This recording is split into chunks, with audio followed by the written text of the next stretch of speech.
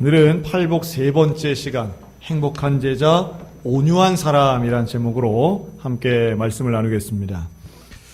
이 작년 9월로 기억이 되는데요. 작년에 우리는 성령의 9가지 열매를 가지고 9주에 걸쳐서 살펴본 적이 있습니다.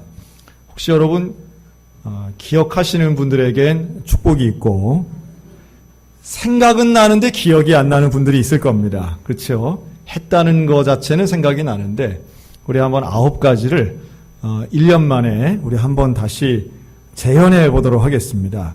자, 3개씩 끊었던 거 기억나시죠? 자, 사랑, 희락, 자, 저를 따라해 주세요. 사랑, 희락, 화평. 인내, 자비, 양선. 충성, 온유, 절제.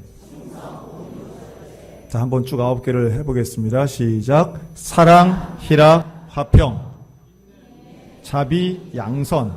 충성, 온유, 절제. 아유. 해보니까 또 한 절반은 생각이 나시죠? 많이 2부 예배 때는 많이 기억하시더라고요. 잘 아시는데. 그런데 여러분 왜 갑자기 9가지 성령의 열매를 하는가 하면 우리가 지금 3주째 살펴보고 있는 팔복의 내용과 이 9가지 성령의 열매 중에 유일하게 겹치는 덕목이 하나 있습니다. 그게 바로 온유입니다. 온유는 성령의 열매임과 동시에 예수님이 우리에게 산상수훈을 통해 말씀하시고 가르쳐 주신 복인 줄로 믿습니다. 이 온유의 뜻은 말 그대로 본다면 따뜻할 논에 부드러울 유, 말 그대로 부드럽고 따뜻한 우리가 쉽게 이해할 수 있는 좋은 성품 중에 하나라고 볼 수 있겠지요. 그러나 이 온유는 여러 가지로 오늘 설명할 수 있겠지만 오늘 2가지 설명하려고 합니다. 첫 번째는 부드러움의 온유가 있습니다. 온유는 분명히 부드러운 것이지요. 온유는 무례하지 않고요. 온유는 거칠지 않습니다. 온유는 자연스러우면서도 성숙한 인격이라고 할 수 있겠습니다. 하나님이 주시는 좋은 성품인과 동시에 성령 충만할 때 선물로 주시는 열매이기도 합니다. 제가 최근에 읽은 책 중에 이 선한목자병원의 원장님으로 있는 이창우 의학박사, 교회 장로님이기도 하신데요. 이분이 쓴 최근간인데 바디 바이블이라는 책이 있습니다. 의학박사가 이 성경의 진리를 본인의 전공 분야로 이렇게 본 그런 인사이트가 있는 책이더라고요. 그래서 그 책을 아주 흥미롭게 봤는데요. 거기에 이런 내용이 있습니다. 사람에게는 큰 관절이 143개가 있답니다. 그런데 그 중에 이 관절들 중에 360도 돌아가는 관절이 있대요. 어디일까요? 360도. 2부 예배 때 질문을 했더니 어떤 분이 허리라고 그러시더라고요. 근데 허리는 360도는 안 돌아갑니다. 이게 돌아가려면 여기서 이렇게 시작해서 제가 한 바퀴 돌아서 이렇게 와야 되는데 근데 그러진 않은 거죠. 보니까 그렇죠. 바로 어깨입니다. 어깨가 유일하게 360도 돌아가는 관절입니다. 그런데 이 360도 돌아가는 관절은 이제 몇 가지 비밀을 가지고 있는데요. 여러분 다른 동물과 인간을 운동 능력으로만 비교할 때 우리가 다른 포유류들과 비교해서 훨씬 월등한 능력이 사실 별로 없습니다. 예를 들면 달리기다 이러면 사람보다 빨리 달리는 동물이 있어요, 없어요? 있잖아요. 근력도 마찬가지입니다. 힘도 사람보다 센 힘이 강한 동물들 많습니다. 수영도 마찬가지입니다. 복합적으로 하면 인간이 조금 나을지 모르겠지만 하나하나의 운동 능력을 따지고 보면 인간은 연약한 존재이지요. 그런데 인간이 다른 동물과 비교해서 월등히 나은 능력이 하나 있으니 그게 바로 어깨를 이용한 공던지기 종목입니다. 야구 선수들은 공을 던지면 140, 150 아주 강속구도 나오는데요. 일반적으로 성인 남자들의 평균 구속은 거의 100km에 가깝습니다. 70km, 80km 이렇게는 웬만한 분들은 다 던지는 거예요. 여자분들도 던지면 한 50km, 60km 시속이 나온다고 그러죠.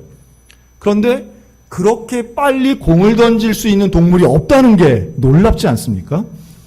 흔히 우리가 생각하는 인간하고 비슷한 침팬치나 고릴라, 몇 년 전, 한 10여 년 전에 나왔던 그 미스터 고라는 영화가 있었는데요. 그 영화의 모티브는 바로 훨씬 큰 그 대형 고릴라를 훈련해가지고 강속구 투수를 만든다는 건데 이게 의학적으로는 불가능하답니다.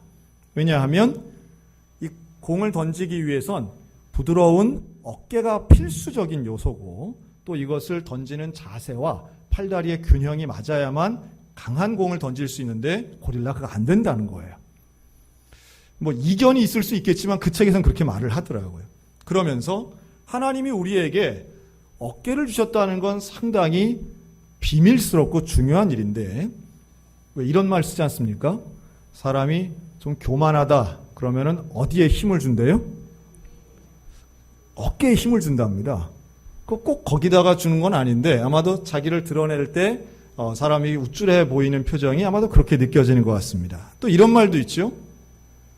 나이가 한 50세쯤 되면 어깨가 너무 아파가지고 들 수 없는 걸 우리는 뭐라고 그러죠? 그런 거 참 잘하세요. 네. 그런데 이 50견의 공식적인 명칭은 유착성 활액막염이랍니다. 저도 처음 봤습니다. 유착성 활액막염.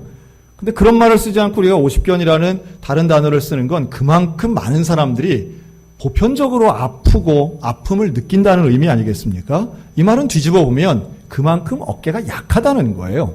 어깨는 늘 다치기 쉽고 무거운 걸 든들지 조금만 무리를 해도 여러분 스트레스 받으면 어깨부터 뭉치고 아프다 이런 말을 하지 않습니까?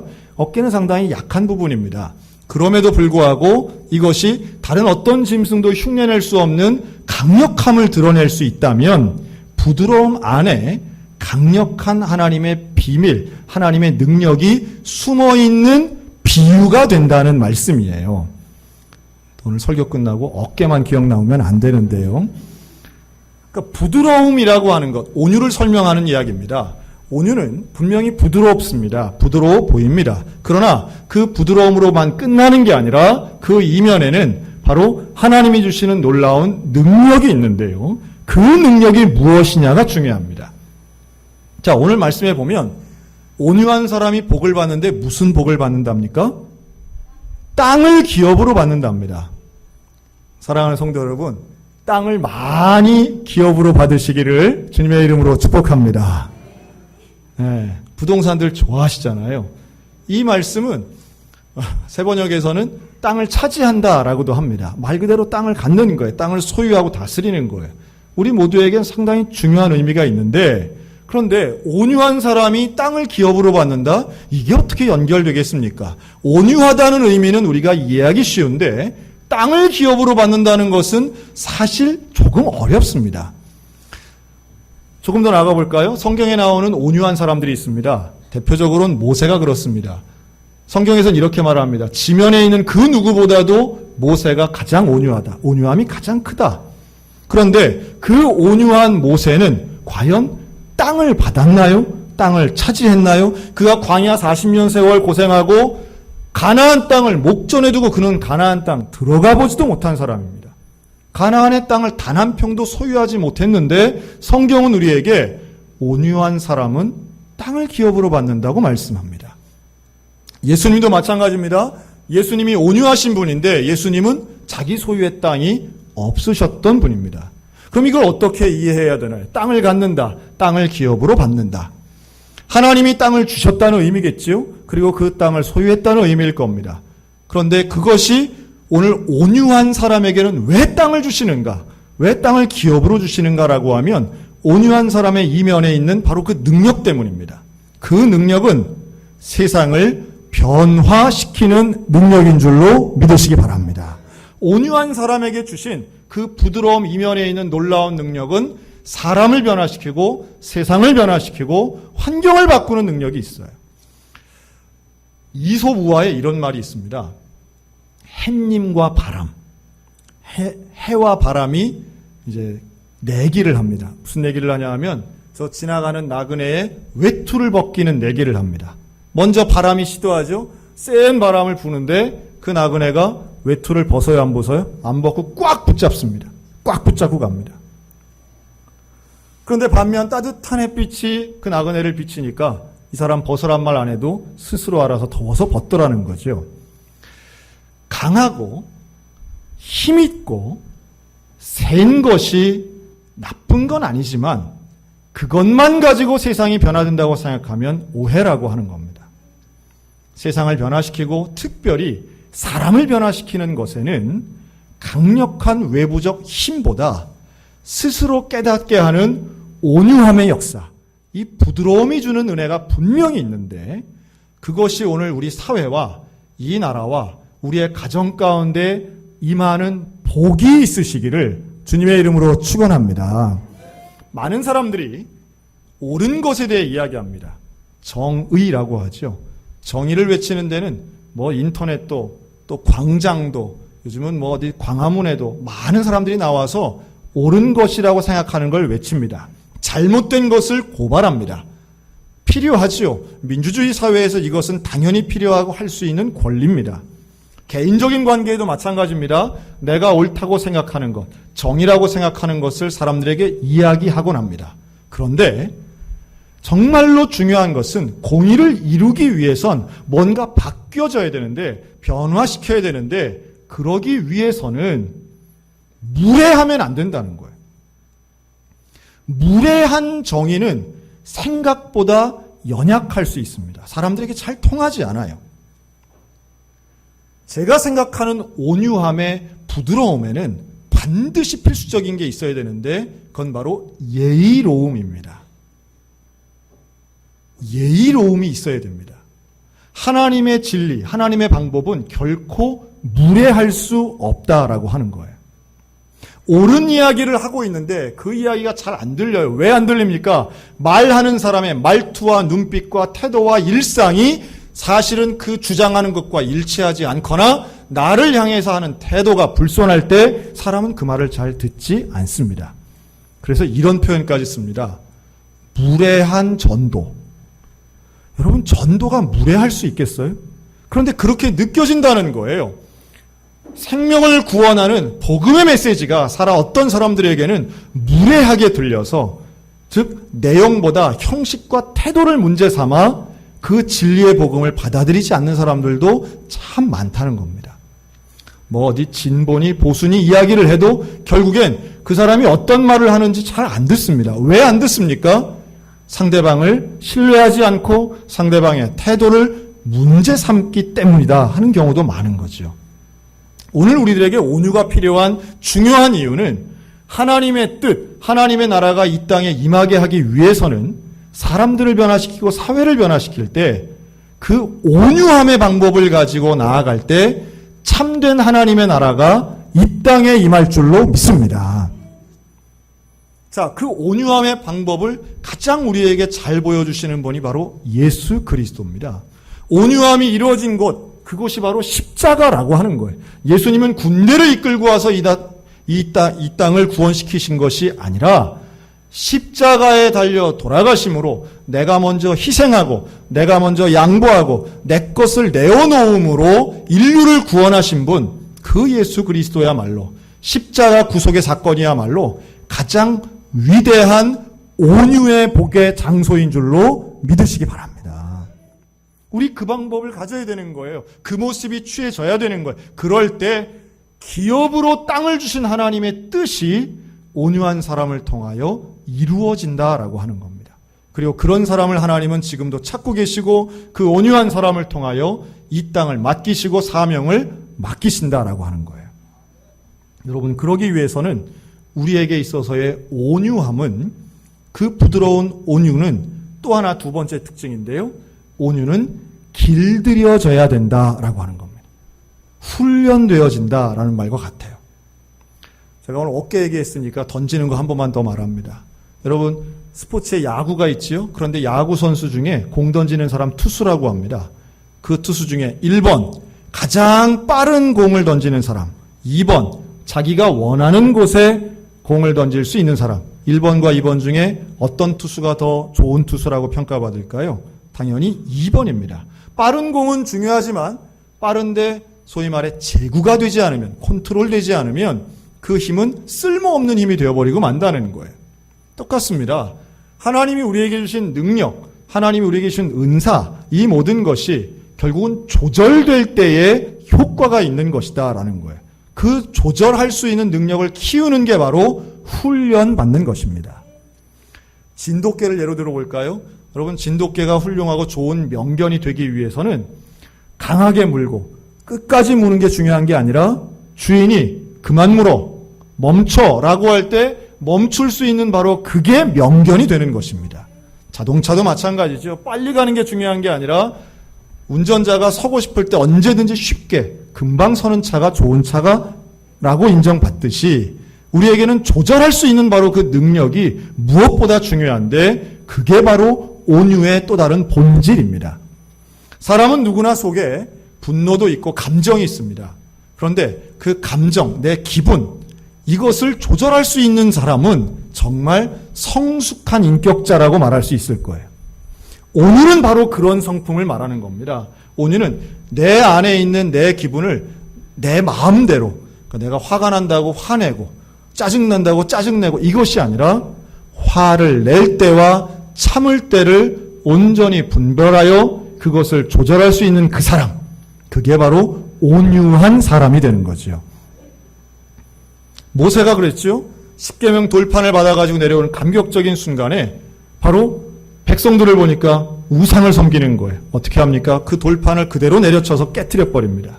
이것은 모세가 뭐랄까요? 분노의 사람이라기보다 화를 낼 때와 내지 않아야 될 때를 좀 명확하게 보여주는 장면이기도 합니다. 오히려 자기를 반역하고 자기를 괴롭히고 자기를 반대하는 사람들, 그래서 징계받는 사람들 앞에서는 모세는 오히려 하나님 앞에 저들을 살려달라고 기도했기 때문입니다. 여러분, 예수님이 평소에 화를 내지 않으셨을까요? 화를 낼 때도 있었을까요? 당연히 화낼 때도 있으셨습니다. 예수님은 많은 사람들 앞에서는 친절하고 착하고 순한 모습 많이 보이셨지만 성전 안에 들어가서 장사하는 사람들의 상을 뒤엎으시면서 환전하는 사람들을 내쫓고 그들 앞에서 거룩한 분노를 표출하신 분이 바로 예수님이신 거죠. 그런 걸 보면 온유한 사람은 언제 화를 내야 하는지, 즉 하나님의 영광, 하나님의 거룩함이 방해되고 가리워질 때는 분연히 화를 내지만 그러나 내 기분, 내 감정에는 휘둘리지 않는 사람, 그가 바로 온유한 사람이 되는 겁니다. 여러분, 그러기 위해서 우리 훈련받아 성품을 온전히 이루어가는 하나님의 제자들 다 되시기를 주님의 이름으로 권면합니다. 그래서 그 훈련을 어떻게 받아요? 이제 8월 27일부터 우리 8주간 받는 겁니다. 8주간. 우리가 전반기에도 이 제자 훈련을 했고요. 많은 분들이 참여했습니다. 이제 우리 후반기에도 제자 훈련을 합니다. 지난주에도 말씀드렸지만 그 강좌 하나하나가 조금 과장되게 얘기하면 다른 교회에서 찾아보기 어려운 강좌들도 있습니다. 상당히 새로운 말씀에 대한 도전의 기회가 될 겁니다. 특별히 신앙생활을 오래 하신 분들, 직분을 갖고 계신 분들일수록 더욱 권합니다. 제가 얘기했죠. 하고 안 하고의 선택을 하는 게 아닙니다. 네, 반드시 해야 되는데 뭘 선택해요? 2개 할까 하나 할까 선택하시는 겁니다. 네, 화요일 날 할까 목요일 날 할까 이 선택만 하시는 거지 하느냐 안 하느냐는 이건 선택의 여지가 없습니다. 그리고 선택을 하시되 신청하셔야 됩니다. 우리 옆 사람 보고 신청이 순종입니다. 시작. 네, 신청하는 게 순종입니다. 네, 그 시작하시는 거예요. 그리고 훈련을 통해서 하나님의 말씀을 깨닫고 내 안에 하나님의 놀라우신 선물인 그 온유의 성품이 이루어진다면 말씀을 통하여 그러면 땅을 기업으로 받는 놀라운 복이 우리가 서 있는 곳곳마다 분명히 이루어질 줄로 믿으시기 바랍니다.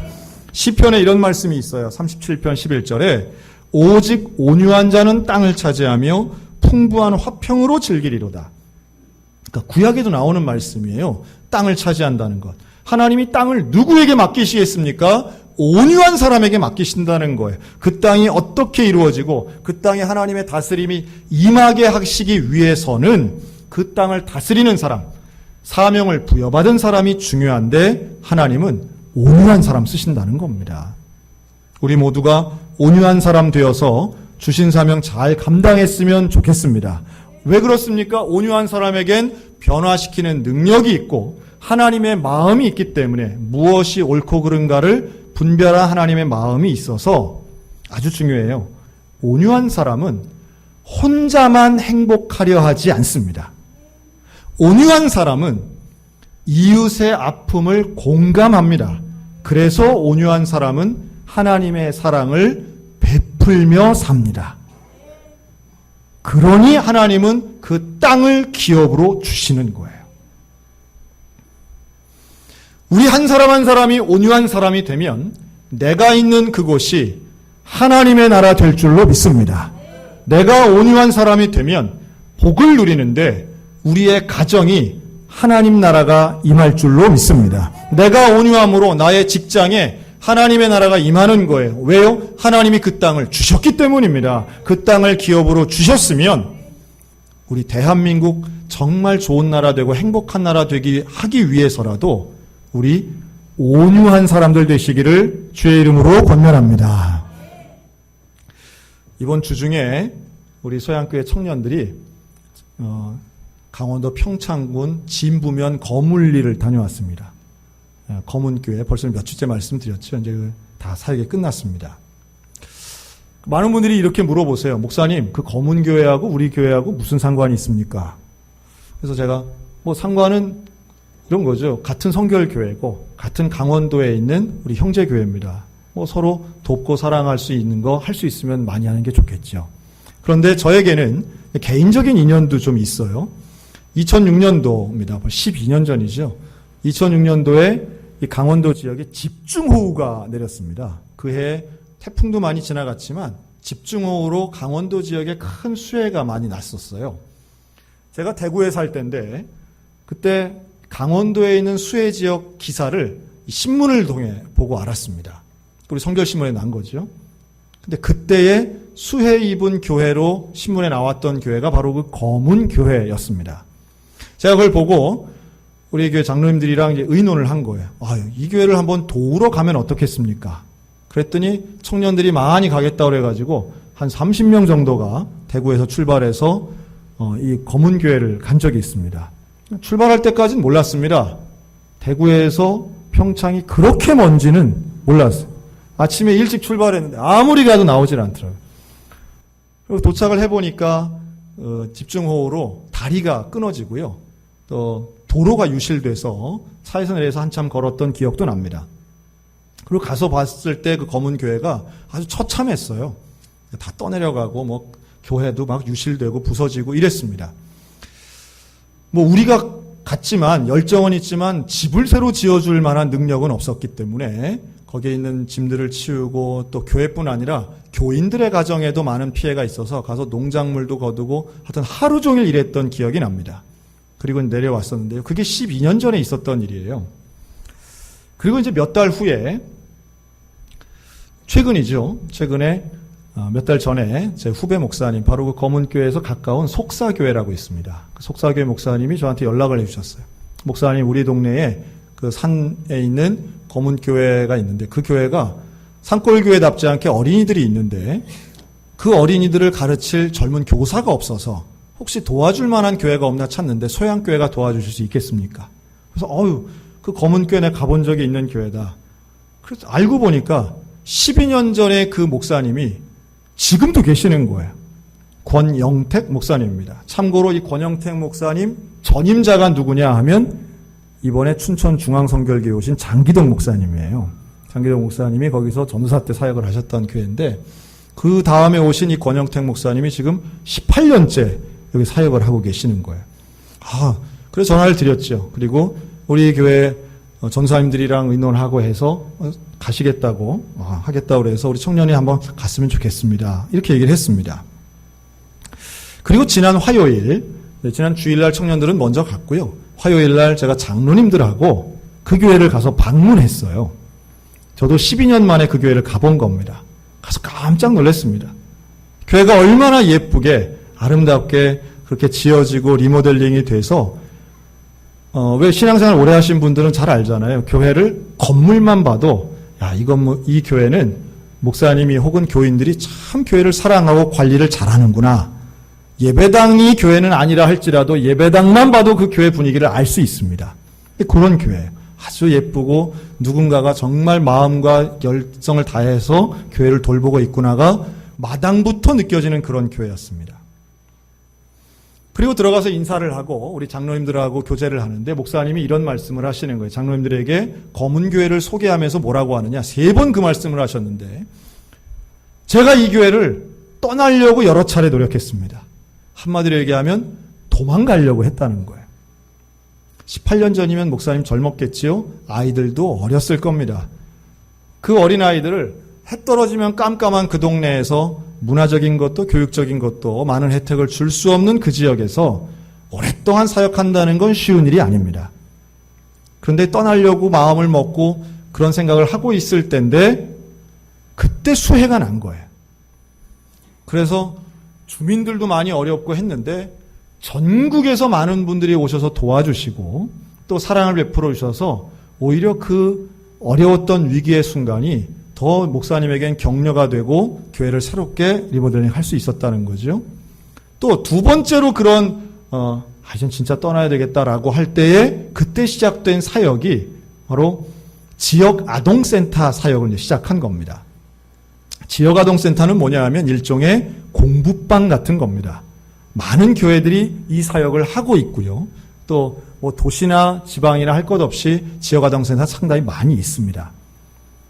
그런데 이 지역 아동센터는 그 지역에 거의 유일하다시피 한 사교육 기관이기도 하고 공부를 가르치는 곳이기 때문에 많은 부모들이 이제 보낸 거예요. 그런데 이 목사님 뭐라 그러냐면 그렇게 해서 온 아이들 중에 이런 애도 있답니다. 그 엄마가 아이를 교회 지역아동센터로 보내면서 뭐라고 당부하느냐 하면 야 가서 공부 열심히 해. 그런데 절대 기도는 하지 마. 빠져들면 안 돼. 주중에는 매일 나와서 교회에서 식당에서 해주는 밥을 먹고 간식을 먹고 가르쳐주는 공부를 하면서 주일날은 안 오는 거예요. 여러분 이해가 되십니까? 의외로 그런 분들이 종종 있습니다. 뭔가 좋은 건 다 가져가려고 하지만 절대로 진짜 중요한 것에 대해서는 받아들이지 않는 분들이 있어요. 여러분 그런데 그 교회에 있는 그 주변에는 집도 별로 없습니다. 그러면 20명 넘는 그 아이들이 과연 어디서 어떻게 올까요? 1번 버스 타고 온다. 2번 걸어서 온다. 3번 누군가 가서 데려온다. 누군가 가서 데려오는 거죠. 누가 가서 데려와요? 목사님이 하는 거예요. 목사님 혼자 이 아이들을 데려오는데 산 2개 넘어서 애 하나 데려오고 이쪽 가서 또 가서 하나 데려오고 이렇게 운전을 하고 다니는 거예요. 매일마다. 그런데 그렇게 가서 애를 데려다가 먹이고 가르치는데 자기보다 20년 아래나 되는 그 젊은 엄마가 하는 얘기는 너 기도하지 마. 그러면 그런 엄마를 보면은 아무리 목사님에도 속에서 뭐가 올라와요? 속에서 신물이 이렇게 속이 상하지요. 기분 나쁘지요. 화가 날 때가 있지요. 그런데 이 목사님, 권영택 목사님이 정말 외모부터 참 온유하신 분이더라고요. 참 온유하게 18년 한 교회에서 사역한다는 게 쉬운 일 아니죠. 온유함이 없으면 할 수 없는 일이라고 생각이 듭니다. 그리고 그 온유함을 가지고 그런 사람들 저런 사람들 다문화 가정 뭐 외로운 사람들 다 대하면서 그 아이들을 케어하고 지역아동센터를 운영하는 거예요. 여러분 이 지역아동센터 저도 여러 교회 지역아동센터 가봤지만 검은교회를 가고 제가 깜짝 놀랐습니다. 이런 데 처음 봤습니다. 어떤 게 깜짝 놀랐냐면 들어갔는데 거기에 놀랍게도 공익근무요원 2명이 근무를 하고 있는 거예요. 공익근무요원이 뭔지 모르는 분들을 위해 설명하면 과거에 단기사병, 전문용어로 방위라고 하죠. 이게 오늘날에도 공익근무요원들이 있습니다. 대개 그 지역, 그 지방의 청년들이 군대를 대신하는 겁니다. 거의 2명, 그 진부면 청년 2명이 거기 와서 얼굴 새카매갖고 앉아 있어요. 20대 초반이죠. 너무 신기해서 봤습니다. 보니까 귀걸이를 4개를 했더라고요. 4개를 하고 둘이 앉아가지고 스마트폰으로 게임을 하고 있어요. 그러니까 뭐 그 지역아동센터에 얼마나 도움이 될지는 뭐 제가 잘 모르겠지만 중요한 건 이겁니다. 전국의 어떤 지역아동센터에도 공익근무요원 배치되니까 그렇게 제가 아는 한도는 없는데 어떻게 배치됐을까요? 누가 보냈을까요? 이 결정을 한 건 진부 면사무소입니다. 진부 면사무소에서 공익근무요원을 이 교회 지역아동센터로 보냈다는 것은 바로 이런 의미가 있어요. 검은교회 지역아동센터는 개인이 운영하는 사교육기관이 아니라 그 지역사회가 인정하고 필요성에 대해서 긍정적으로 보는 꼭 필요한 공익기관이라고 인정한 증거 아니겠습니까?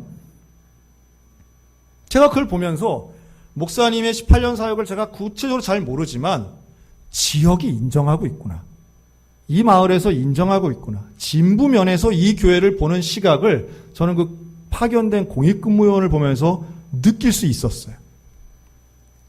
온유한 사람이 땅을 차지합니다. 온유한 사람이 땅을 기업으로 받습니다. 온유한 사람 분명히 힘들고 어려운 과정이 있지만 누군가는 결국 그 땅을 하나님의 나라로 만드는 데에 영향력을 발휘할 수 있다는 것, 저는 그 교회를 통해서 깨달을 수 있었습니다.